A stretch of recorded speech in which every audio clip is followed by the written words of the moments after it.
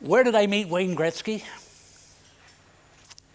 Possibly in the late 60s or the early 70s.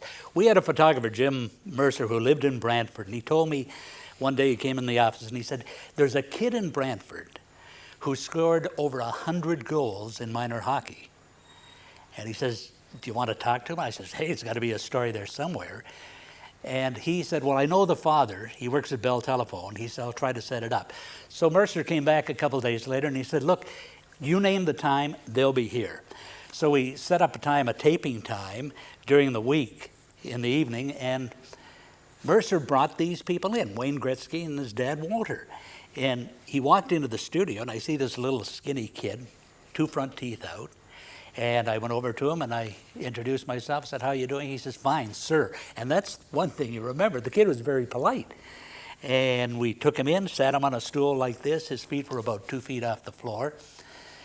And started the round of questioning. I figured if I can get 10 minutes with this kid, I'm going to be doing fine.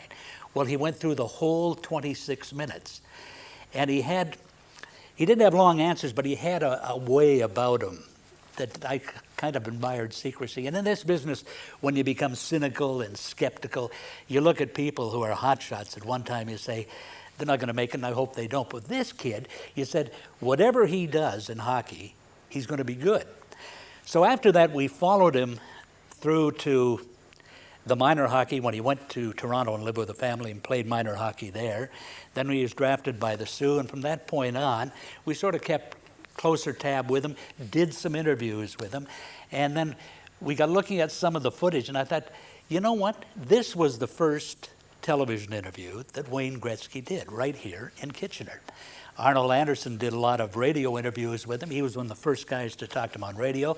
But we had the honor, I guess, now, when you look back in retrospect, of this young kid coming in here and handling himself pretty well for 26 minutes. You know, you had to admire the way he did it.